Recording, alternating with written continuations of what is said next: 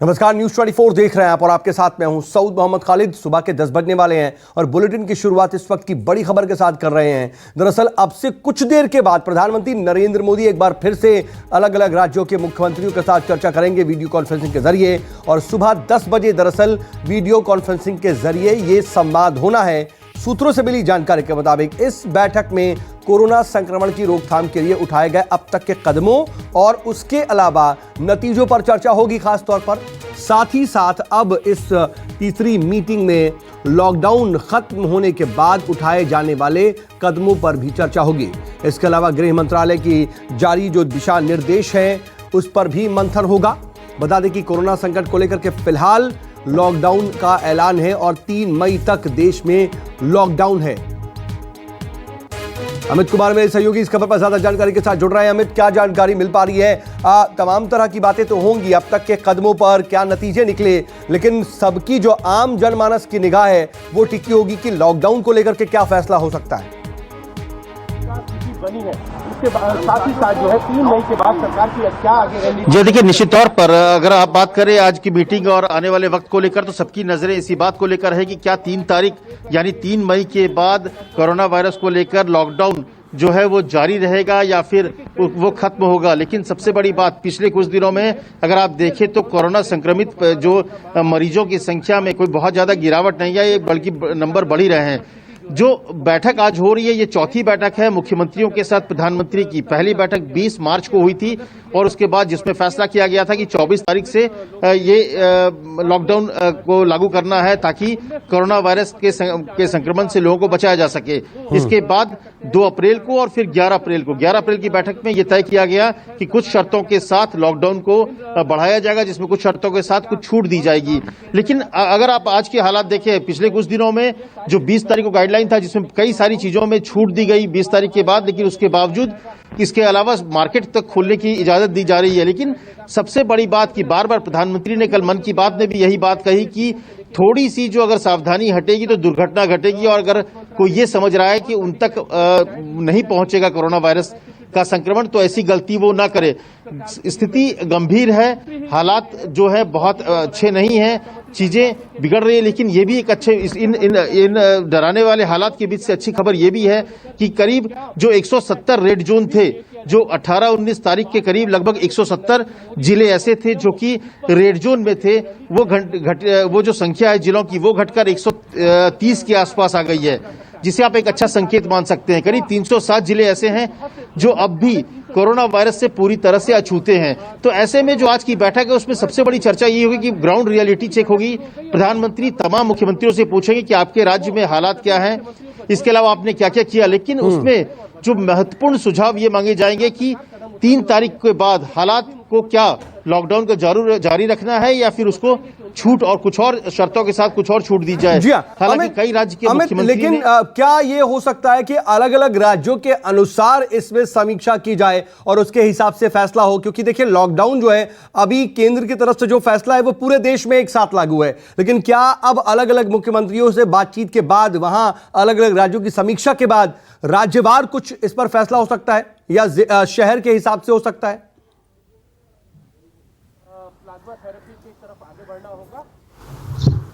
तौर पर यह बहुत जरूरी, प्रधानमंत्री मोदी ने एक बात कही थी कि ये हम टीम की तरह काम कर रहे हैं, जो केंद्र और राज्य की सरकारें हैं इतने अच्छे कोऑर्डिनेशन के साथ काम हो रहा है और दोनों ही एक दूसरे के साथ कोऑर्डिनेशन इतना बेहतर है कि केंद्र सरकार ने कई ज्वाइंट सेक्रेटरीज को राज्यों की राजधानी में भेज रखा है ताकि बेहतर कोऑर्डिनेशन हो सके।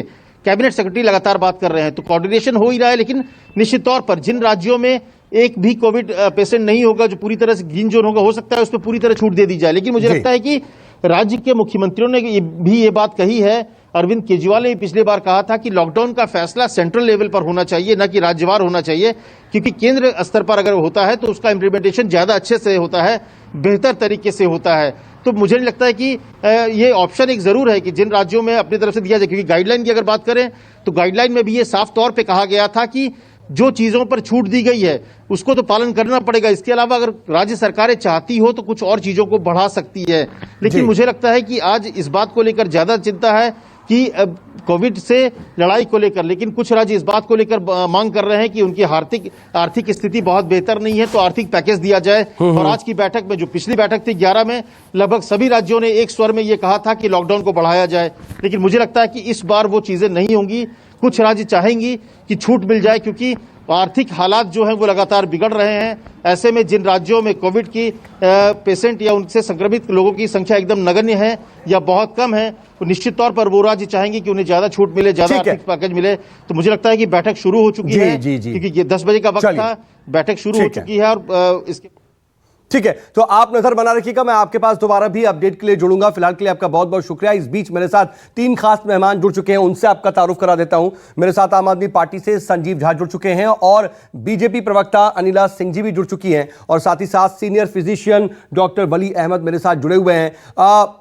आम आदमी पार्टी की तरफ सबसे पहले चलते हैं। संजीव झा, आपके पास आना चाहूंगा कि इस वक्त अगर हम दिल्ली के मौजूदा हालात की बात करें तो क्या लगता है, आज अगर जब प्रधानमंत्री नरेंद्र मोदी के साथ बैठक होगी तो क्या लॉकडाउन को लेकर के किसी तरह की स्थिति है इस वक्त जिस पर बताया जा सके कि क्या बढ़ाना है या नहीं बढ़ाना है? देखिए, अगर मैं पिछले सप्ताह की बात करें तो बाकी सारे सप्ताह, पिछला सप्ताह का रिजल्ट दिल्ली के लिए अच्छा था, लेकिन कल कुछ केस बढ़े हैं। और जैसा कि पिछली वीडियो कॉन्फ्रेंसिंग में हमारे मुख्यमंत्री अरविंद केजरीवाल जी ने कहा था कि ये फैसला, देखिए पूरे देश अभी एक साथ है, सारी सरकारें किसी भी पार्टी क्यों ना, अपोजिशन को सब एक साथ खड़े होकर कोरोना से लड़ाई लड़ रहे हैं। मुझे लगता है इसका नेतृत्व प्रधानमंत्री जी कर रहे हैं, उनको करते रहना चाहिए। अगर दिल्ली के परिप्रेक्ष्य की बात करें तो दिल्ली में मुझे लगता है कि ये लॉकडाउन का पीरियड बढ़ना चाहिए, जो स्थिति अभी दिख रही है, क्योंकि अगर हमने थोड़ी सी भी गलती करी तो हो सकता है इसका अंजाम और कुछ बुरा होना पड़े। मैं मानता हूं कि इससे कई सारे अपने कॉन्सिक्वेंसेज हैं, तो इसीलिए मैं मानता हूं कि जब आज बातचीत होगी तो बैठक होने के बाद एक कोई क्राइटेरिया तय कर लिया जाना चाहिए ताकि कोई कंफ्यूजन ना हो, क्योंकि अभी जरूरत है बेहतर कोऑर्डिनेशन के साथ सबको मिलकर काम करने की। तो मुझे लगता है कि आज के इस बैठक में यह तय हो जाएगा कि क्या डूज होगा, क्या डोंट होगा, और इसकी पूर्ण नेतृत्व प्रधानमंत्री जी करेंगे ताकि पूरे देश का कोई कंफ्यूजन किसी भी सरकार को ना रहे, ना कोई एजुकेशन जो उनको रहे, ना जनता को रहे।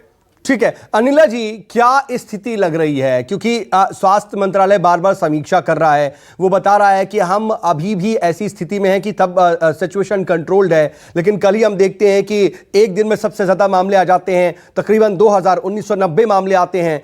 अब इन सब के बीच प्रधानमंत्री नरेंद्र मोदी मन की बात में भी ये कहते हैं कि सावधानी हटी, दुर्घटना घटी। तो ऐसे में क्या संकेत माना जाए, क्या 3 मई के बाद लॉकडाउन बढ़ाने वाली स्थिति है, या फिर राज्यवार इस पर फैसला लिया जा सकता है कि जिन राज्यों में स्थिति बहुत ज्यादा ठीक नहीं है, जैसे महाराष्ट्र हो गया या फिर दिल्ली हो गए, या फिर अगर गुजरात वगैरह की बात कर ली जाए, वहां पर लॉकडाउन जारी रहे, कुछ जगहों पर छूट मिल जाएगी? क्या लगता है? खालिद साहब, आप बात बिल्कुल ठीक कह रहे हैं कि मुझे लगता है कि आज की जो बैठक है जो मुख्यमंत्रियों के साथ प्रधानमंत्री जी की हो रही है, तो बिल्कुल उस पर चिंतन और मनन होगा कि किस प्रकार से हम फेज वाइज जो है धीरे धीरे सारे प्रिकॉशंस के साथ जो है इकोनॉमी को थोड़ा थोड़ा ओपन अप करें। क्योंकि हम जानते हैं कि पिछले जब 21 दिन बंद रहा था, जब लॉकडाउन 2 में स्टार्ट हुआ था, तकरीबन 7 to 8 मिलियन जो है उसका हमारा लॉस हुआ था इकोनॉमी में। और आगे जो आगे भी जो हम सोच रहे हैं, जो प्रोजेक्शन हो रहा है, वो तकरीबन 234.4 बिलियन की डॉलर जो है उसका हमें लॉस समझ में आ रहा है। तो मुझे लगता है कि फेज वाइज तो करना पड़ेगा। स्पेशली जो सबसे ज्यादा हमें लगता है कि जो हिट हुए हैं वो ट्रांसपोर्ट सेक्टर हुआ है, रियल एस्टेट हुआ है, होटल्स हुए हैं, रेस्टोरेंट्स हुए हैं, तो उसमें भी फेज वाइज खोलना पड़ेगा। क्योंकि अगर और रिटेल सेक्टर की अगर हम बात करते हैं तो ऑलमोस्ट 45 करोड़ जो लोग हैं उसमें डायरेक्टली और इनडायरेक्टली इन्वॉल्व हैं, यानी 25 करोड़ फैमिलीज जो हैं सीधे सीधे हम देखें तो इन्वॉल्व हैं। तो कुछ तो करना पड़ेगा, बट विद प्रिकॉशंस करना पड़ेगा। अगर हम आप ठीक करें कि जो केसेस देखते हैं कोविड के, उसमें थोड़ा सा बढ़ोतरी आई है, परंतु अगर हम देखें तो 4 स्टेट्स हमारे ऐसे हैं जहां पर कोरोना का केसेस अभी नहीं आ रहे हैं। 720 हमारे नहीं, लेकिन अनिला जी देखिए, बात यही है कि इसको इम्प्लीमेंट कैसे किया जाएगा, क्योंकि अगर हम देखते हैं अभी गृह मंत्रालय ने, देखिए आपने इकोनॉमी की बात की, कहीं ना कहीं इसको शुरू करना भी बहुत जरूरी है, एक बड़ा चैलेंज तो है, लेकिन अभी गृह मंत्रालय ने जब दुकानों को खोलने का दिशा निर्देश दिया, भले ही स्टैंड आउट दुकानें हो या रिहायशी इलाकों की हो, उसको लेकर के भी बहुत ज्यादा असमंजस हुआ। दिल्ली जैसे राज्य ने तो कम से कम ठीक है, चलिए कुछ स्थिति को देखते हुए इस पर रजामंदी जाहिर कर दी, लेकिन अलग अलग स्टेट्स अपने वहां यह फैसला नहीं ले पा रहे कि वो दुकानें ही खोलेंगे या नहीं। तो ऐसे में लॉकडाउन को लेकर के क्या लगता है कि एक केंद्र की तरफ से बड़ा निर्देश आ सकता है क्या? प्रधानमंत्री एक बार फिर से एड्रेस कर सकते हैं क्या कि अभी स्थिति और है, थोड़ा संयम और बरत दीजिए, 1 हफ्ते या 2 हफ्ते का और समय दे दीजिए, कुछ ऐसा हो सकता है क्या? ये प्रधानमंत्री जी जब भी अपना संबोधन करते हैं उससे पहले प्रत्येक राज्य के जो मुखिया होते हैं उनसे बातचीत होती है, बिल्कुल चिंतन मनन होता है, उसके बाद कोई भी संबोधन किया जाता है। आज भी मुझे लगता है क्योंकि बहुत सारे स्टेट्स ऐसे हैं जो एमएचए की तरफ से एडवाइजरी आई उसको भी अपने स्टेट में लागू करने में थोड़ा सा घबरा रहे हैं, डर रहे हैं, क्योंकि जब तक कि जो एडवाइजरी है कि भाई आप डिस्टेंस रखो, 2 गज का डिस्टेंस रखो, आप भीड़ बढ़ा के मत करो। हमने देखा मंडी में अभी किस प्रकार से बहुत ज्यादा भीड़ हो गई थी, पुलिस वाले, जैसे उत्तर प्रदेश की मैं बात करती हूँ, अलीगढ़ में पुलिस वाले रोकने गए तो पुलिस वालों पे ही अटैक हो गया था। एक ये प्रॉब्लम है, तो अगर धीरे धीरे हमें इकोनॉमी को खोलना पड़ेगा तो स्टेट गवर्नमेंट, क्योंकि लॉ एंड ऑर्डर जो स्टेट सब्जेक्ट है, उसको ध्यान देना पड़ेगा क्योंकि ऐसा ना हो कि chaos हो जाए। और जिस चीज में हम बहुत अच्छी तरीके से, बिल्कुल, ये एक इंपॉर्टेंट चीज है अनिला जी कि अभी जो कोशिश की गई है, अभी हम कंट्रोल्ड हैं, लेकिन जो तमाम कवायद है पूरे देश ने कहीं ना कहीं सरकार से लेकर के हर एक शख्स ने कहीं ना कहीं समर्पण दिखाया है और त्याग किया है, बहुत सी चीजों का त्याग किया गया है, वो त्याग व्यर्थ ना चला जाए, ये बहुत इंपॉर्टेंट है। लेकिन डॉक्टर वली, मैं आपके पास आना चाह रहा हूं कि सर अभी अगर इंडिया के केसेस की बात करें, अभी जो स्टैटिस्टिक्स नजर आ रही हैं, आने वाले वक्त में तमाम तरह के रिसर्चेस सामने आ रही है, उसमें दावे बहुत अलग तरह के किए जा रहे हैं, क्या लगता है कि we are in a control situation, हम लॉकडाउन को खोल सकते हैं 3 मई बाद, या फिर कुछ और एहतियाती कदम 3 मई के बाद भी बढ़ाने ठीक हैं या जरूरी हैं? देखिए, कोरोना की जो स्थिति है भारतवर्ष में वो पूरे वर्ल्ड के मुकाबले में बहुत अच्छी है। और मेरा नाम डॉक्टर एम वली है, वली अहमद नहीं है। तो मैं ये देख रहा हूँ जी, मैं ये देख रहा हूँ कि प्रधानमंत्री ने अभी तक जो जो फैसले लिए हैं वो भारत की नब्ज को अच्छी तरह टटोल कर लिए हैं। So he is observing and he is listening. So today he will do the listening thing and he will take time to decide very maturely, क्योंकि अभी बहुत प्रीमेच्योर होगा कोई डिसीजन लेना इन आंकड़ों पर। जो अच्छे हैं आंकड़े, ओवरऑल हमारे आंकड़े बहुत अच्छे हैं, डेथ रेट ओवरऑल बहुत कम है। हमारे यहाँ टीका तैयार होने में भी अभी कुछ समय लगेगा, लेकिन उससे पहले हमने प्लाज्मा थेरेपी पे काम कर लिया है। चंडीगढ़ में एक शॉर्टकट का टीका बनाया है, उसका अभी तक ज्यादा चर्चा नहीं हुई है, जो MW वैक्सीन है। तो बहुत सी चीज़ें हमारे यहाँ एक्सेप्शनल हुई हैं। और हमारे यहाँ सबसे बड़ी बात जो ये है वो नंबर्स की है। नंबर्स जो हेल्दी पब्लिक के नंबर्स हैं, अगर वो सबके सब एक साथ निकल पड़े तो उनको कंट्रोल करना बहुत मुश्किल हो जाएगा। तो phased manner is the answer to this problem. तो फेज्ड मैनर में जब तक नहीं होगा तब तक हम इससे जो लड़ाई लड़ रहे हैं वो हम बहुत कमज़ोर हो जाएगी। लड़ाई हारेंगे तो हम नहीं जीतेंगे, ये दिख रहा है। लेकिन हमारी लड़ाई जो है कहीं हमारे योद्धाओं में न चली जाए इसका संक्रमण, जैसे कि अभी बिल्कुल अहम बात कह रहे हैं आप, बिल्कुल जी। तो अगर हमारे योद्धा में जैसे पुलिस फोर्स है, हमारे जो पैरामेडिक्स हैं, डॉक्टर्स हैं, मुझे बड़ा अफसोस हुआ एक नर्स के 2 बच्चे इन्फेक्टेड हो गए क्योंकि वो बेचारी ड्यूटी करके घर गई ऑल इंडिया इंस्टीट्यूट की। डॉक्टर्स में हो जाएगा, ठीक है, उनको क्वारंटीन किया जाएगा। कुछ हमारे VIPs में भी संक्रमण देखा जाने लगा है, जैसे शुरुआत में बहुत से VIPs में देखा गया था। तो सम पैटर्न इज चेंजिंग। तो ये जो चेंजिंग पैटर्न नजर आ रहा है उसके हिसाब से हम लोगों को दिन रात इसकी मेहनत करनी पड़ेगी कि ये इसको हम कैसे कंटेन करें। और ये दिन रात मेहनत हो भी रही है, देखिए, और इसी का ही नतीजा है कि इस वक्त एक बार फिर से वीडियो कॉन्फ्रेंसिंग के जरिए जी आप लोग भी लगातार लगे हुए हैं सर, आप लोग भी लगातार दिन रात मेहनत कर रहे हैं, लेकिन असल में आने वाले वक्त में क्या करना होगा, इस पर आज बहुत ज्यादा मंथन है। आज जो लगातार बातचीत होगी मुख्यमंत्रियों से, उसके बाद ही कुछ इस मंथन से निकल सकता है कि 3 मई के बाद क्या फैसला लिया जाए, क्या कदम उठाया जाए। केंद्र सरकार का कोरोना टैक्स लगाने का कोई इरादा नहीं है इस वक्त। ये बड़ी खबर आपको बता दें, दरअसल वित्त मंत्रालय के सूत्रों ने इस खबर का खंडन किया है। इस तरह की जो तमाम खबरें चल रही थी उसका सीधे तौर पर खंडन किया गया है। आपको बता दें कि 50 RRS की एक रिपोर्ट वायरल हुई थी जिसमें यह कहा गया था कि केंद्र सरकार का कोरोना आपदा से जुड़ा कोई टैक्स लग सकता है। अब वित्त मंत्रालय ने IRS की फोर्थ रिपोर्ट को अपरिपक्व बताते हुए कहा है कि सरकार ने कभी भी ऐसी किसी सुझाव पर भी गौर नहीं किया। IRS अधिकारियों से काम करने को भी नहीं कहा था। इसके अलावा जिन अधिकारियों ने ऐसा रिपोर्ट तैयार की है उनसे CBDT सफाई मांगेगा। तो की बड़ी खबर बता दें आपको कि एक रिपोर्ट सामने आई थी और उसके बाद यह कहा गया कि कोरोना टैक्स लगा सकती है केंद्र सरकार, लेकिन वित्त मंत्रालय ने इसको सिरे से खारिज किया है। साफ तौर पर कहा है कि ऐसा कोई भी निर्णय नहीं लिया गया है। हमारे साथ हमारे सहयोगी मनीष कुमार इस वक्त मेरे साथ फोन लाइन पर जुड़ चुके हैं। मनीष, इसको किस तरह से देखें? कम से कम एक जो भ्रम की स्थिति थी वो तो साफ हो रहा है इस खंडन के बाद।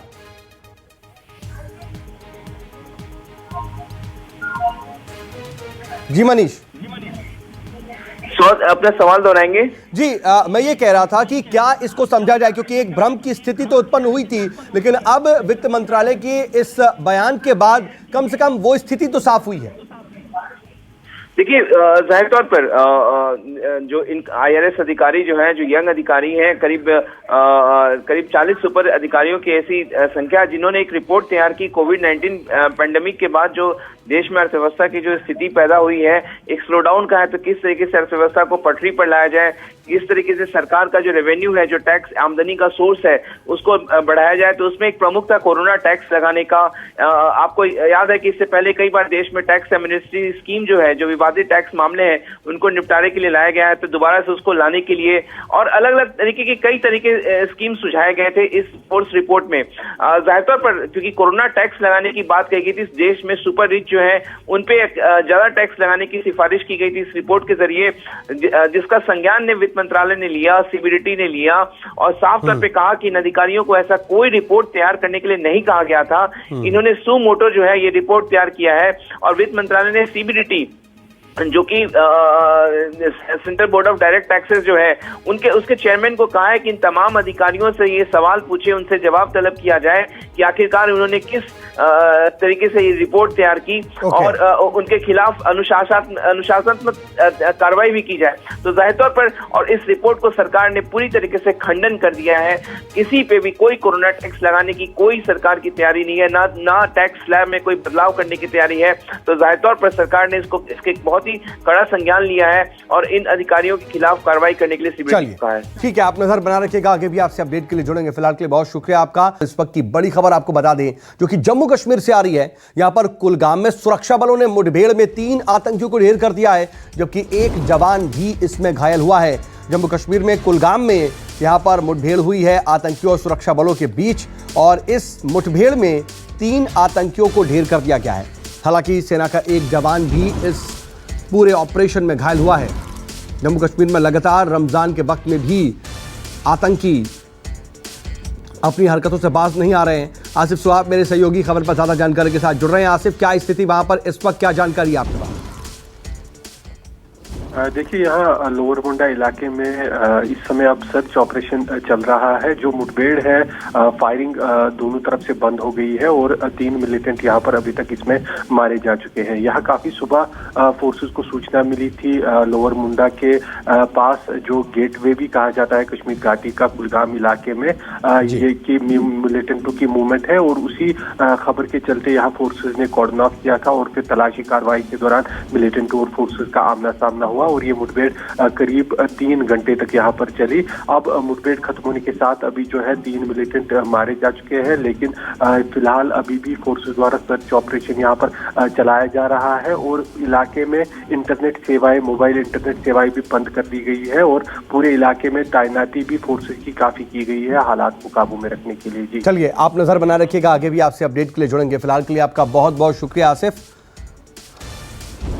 इन सब के बीच एक बार फिर से आपको बता दें कि आज मुख्यमंत्रियों के साथ इस वक्त प्रधानमंत्री नरेंद्र मोदी बैठक कर रहे हैं। इस वक्त वीडियो कॉन्फ्रेंसिंग के जरिए मंथन चल रहा है।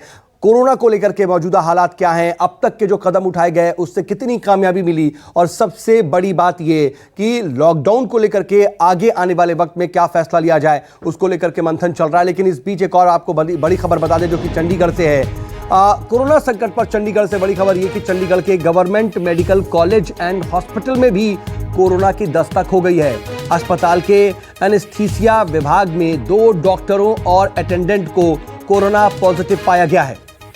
विशाल एंग्रीश मेरे सहयोगी खबर पर ज्यादा जानकारी के साथ। विशाल, ये कितनी चिंताजनक स्थिति जो खबर आ रही है?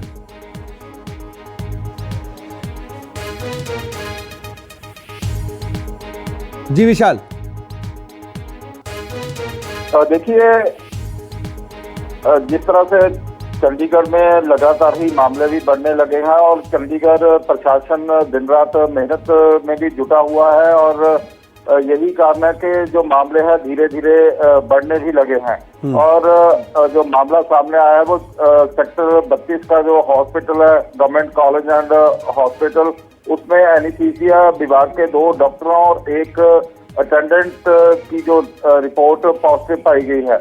और अब देखने वाली बात है कि जो चेन बनी है ये कहाँ से बनी है और किस ओर जा रही है, क्योंकि जिस तरह से सेक्टर 32 के हॉस्पिटल में ये मामले आए हैं, अपने आप में एक बड़ा सवाल भी खड़ा हो रहा है कि अब डॉक्टर भी इससे सुरक्षित नहीं है। चलिए, आप नजर बना रखिएगा, आगे भी आपसे अपडेट के लिए जुड़ेंगे। फिलहाल के लिए बहुत बहुत शुक्रिया आपका।